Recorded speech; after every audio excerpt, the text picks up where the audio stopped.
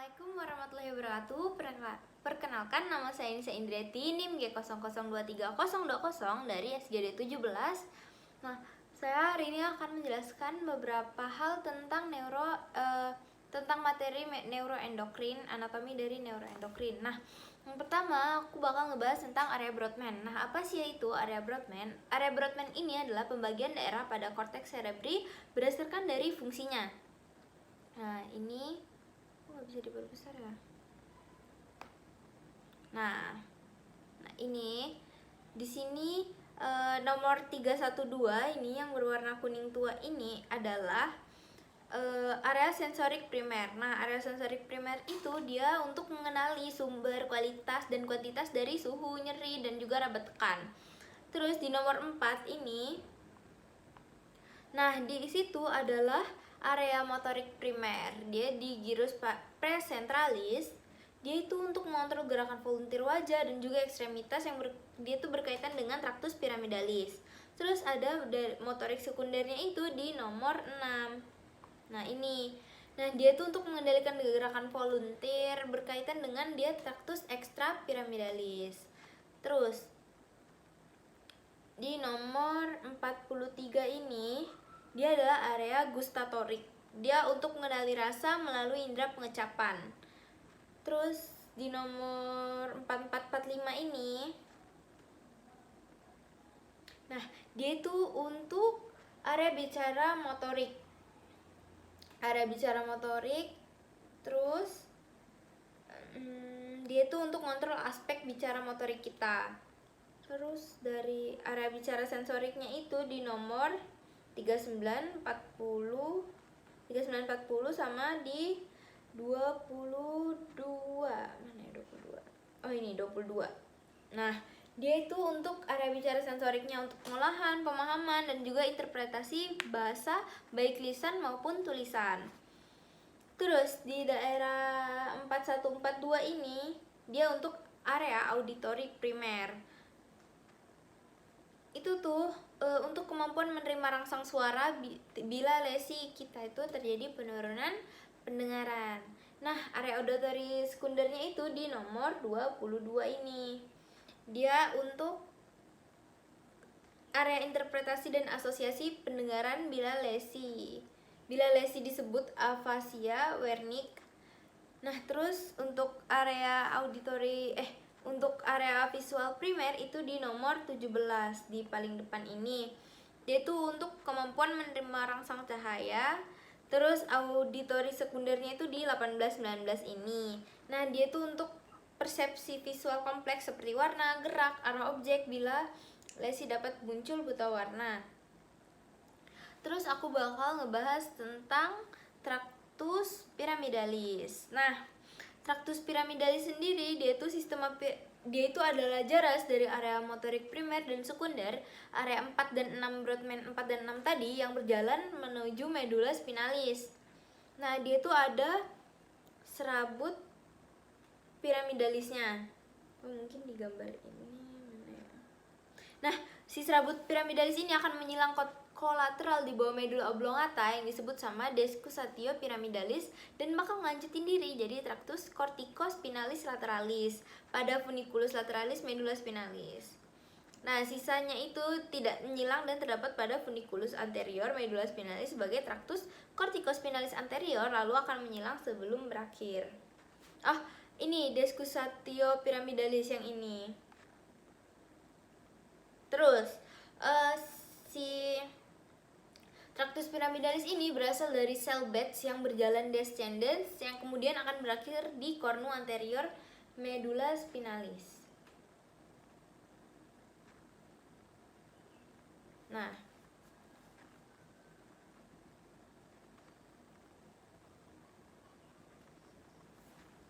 lanjut ke traktus ekstrapiramidalis. Nah, traktus ekstrapiramidalis ini berfungsi sebagai pengendali aktivitas motorik yang dicetuskan korteks motorik cerebri dan traktus piramidalis. Traktus ekstrapiramidalis ini dia terdiri dari traktus ini. Traktus vestibulospinalis dia itu sebagai keseimbangan tonus otot. Terus tuh ada tractus reticulospinalis ventrolateral, dia berasal dari pons. Tractus reticulospinalis lateralis, dia berasal dari medula oblongata. Terus ada tractus tectospinalis, dia berasal dari mencephalon menuju ke medula spinalis. Nah, pada saat bayi, sistem ini belum berkembang secara sempurna. Akibatnya, si bayi ini tidak dapat memegang dan menjaga keutuhan benda-benda lunak di tangannya. Tractus extrapyramidalis ini bekerja dalam menunjang kerja dari tractus pyramidalis yang tadi udah dibahas. Terus aku bakal ngejelasin tentang anatomi dari encephalon. Nah, ini encephalon ini berkembang dari jadi dari awal dia itu ada ada 3 bagian. Nah, dia tuh ada prosencephalon, terus tuh ada juga mesencephalon, rhombocephalon. Nah, si prosencephalon ini dia bakal terbagi lagi jadi 2, ada telencephalon sama diencephalon.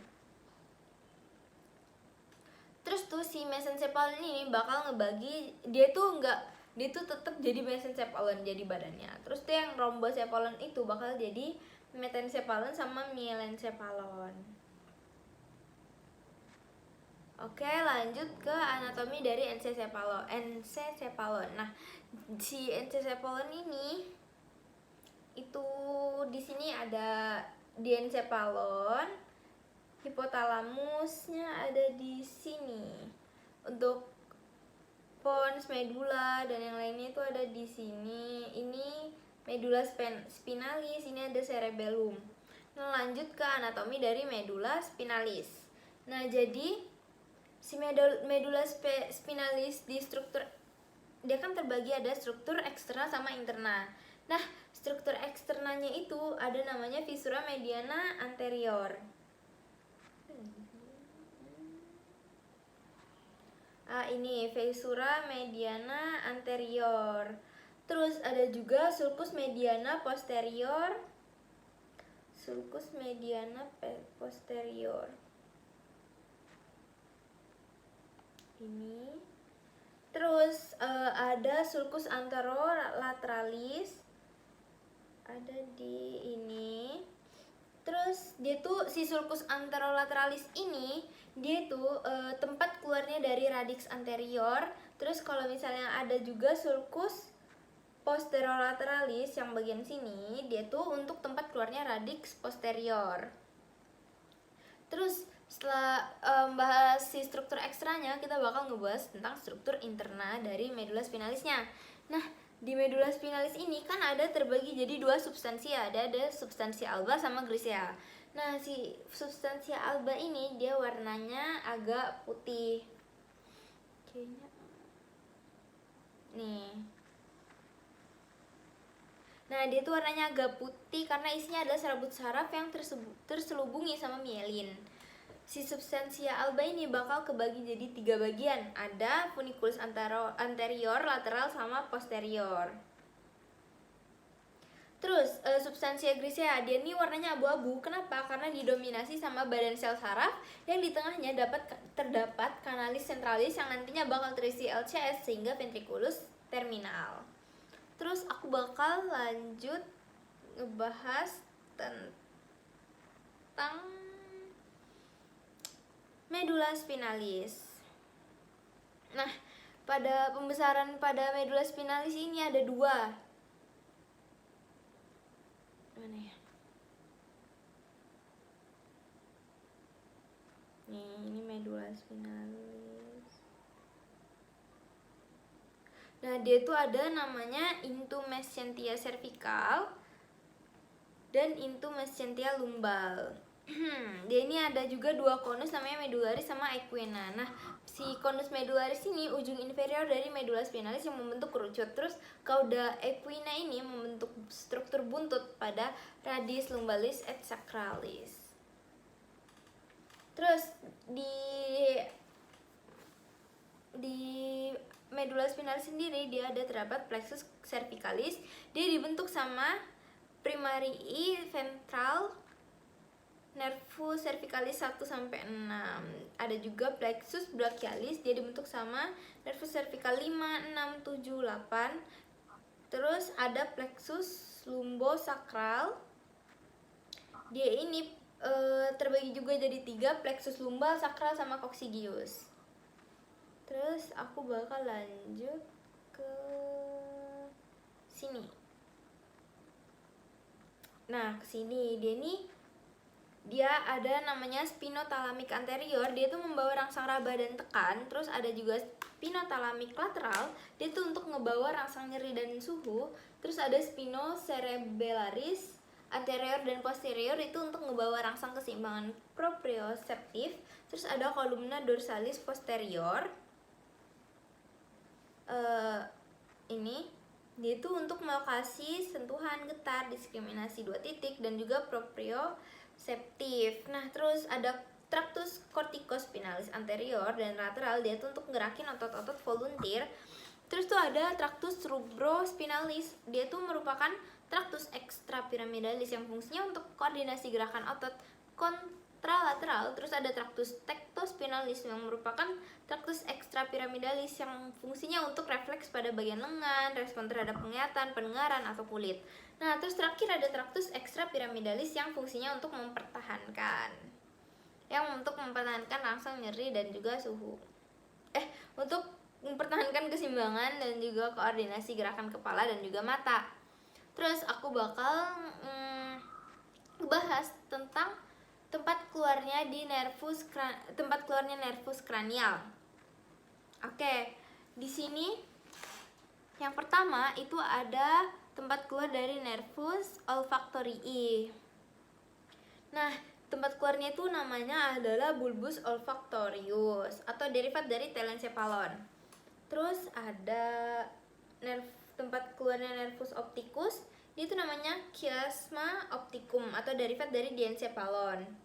Terus ada tempat keluarnya nervus olfactorius oculomotorius, itu namanya fossa interpeduncularis. Terus ada caudal colliculus inferior, dia itu tempat keluarnya nervus trochlearis. Terus ada tempat keluar dari si nervus trigeminusnya ini, dia tempat keluarnya adalah brachium pontis. Terus ada nervus mana lagi ya?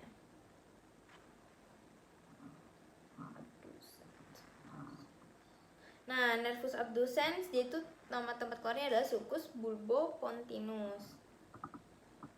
Terus ada nervus accessorius di sini, tempat keluarnya itu namanya adalah sulcus posterolateralis.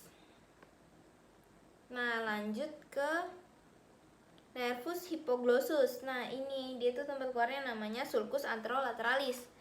Terus di sini ada tempat keluar dari nervus vagus, itu namanya adalah sulcus posterolateralis, sama kayak si accessorius tadi namanya. Terus ada nervus glossopharyngeus yang di sini dia tuh nama tempat keluarnya sulcus anterolateralis. Terus ada glossopharyngeus, dia tuh nama tempat keluarnya sulcus posterolateralis. Terus ini yang terakhir ada nervus facialis, dia itu tempat angulus cerebellopontinus, sama kalau nervus vestibulocochlearis itu nama tempat keluarnya adalah angulus cerebellopontinus. Nah, ini kalau tadi kan versi yang tulangnya ya, ini dari kok tulang sih?